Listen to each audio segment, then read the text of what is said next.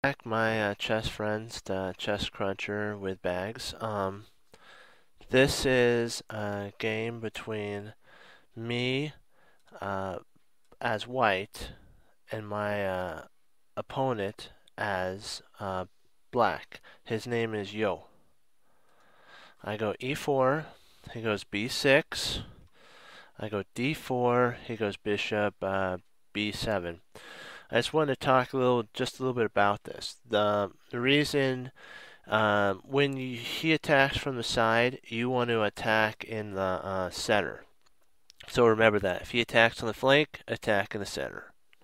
Okay, let's continue on. I go c3, developing towards the center, knight c3.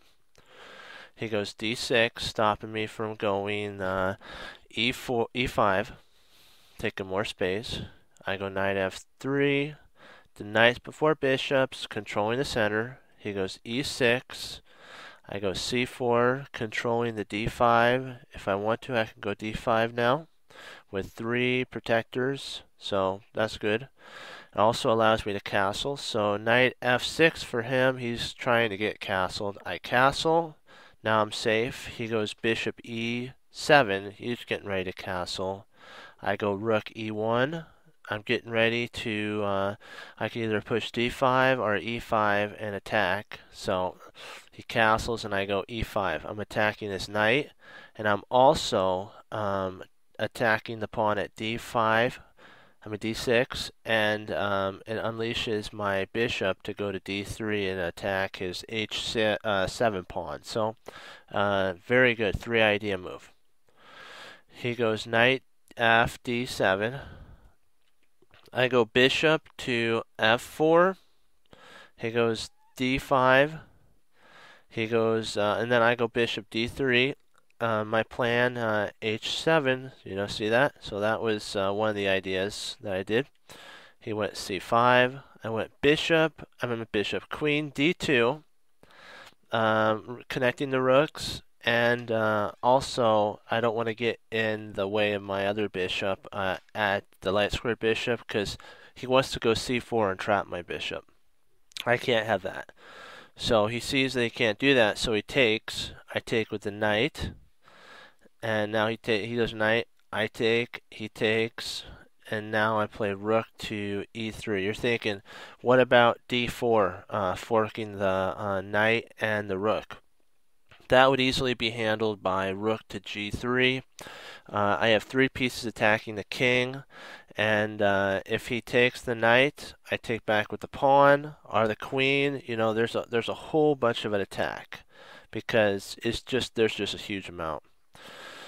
So he goes, rather than that, he goes knight c5. Knight c5 attacks my bishop, but it also allows me to go along with my idea, which is rook g3, attacking his weak spot. I have 2 spots I'm attacking, g7 and h7, and all my pieces except for my rook and my knight are aiming at the king, so I got 4 attacking the king pieces.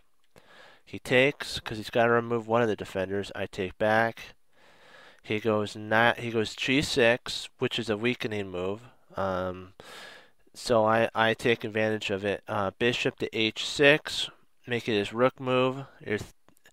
And now I play bishop g5. You're asking why bishop g5? My idea is I want to totally crush and demolish his king side. So I have to be able to get rid of one of the defenders of the h4 square.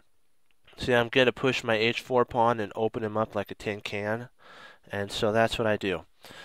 So he goes rook to c8, developing towards the center. I take, he takes, and then I go queen f4. The reason I'm playing queen f4 is I'm getting ready to go h4, h5, takes, and then I'll show you the surprise that I dropped on him in about 6 or 7 moves. It was so fun to watch, so I hope you enjoy it as much as I do showing you. He goes a6, wasted move, so I take advantage of it. h4, go along with my plan. He goes b5, spanning on the queen side. I go h5. He goes rook e d1. He's going to try to push the d4 pawn. He takes with the F pawn. I play knight to E2. He goes knight F5, F8. You're thinking that's a good move, but he allows me to go along with my plan. Queen to G4. He goes B4, expanding on the queen side. I go knight F4, and I'm going to step back and allow you, my friends, to see the mate in 4.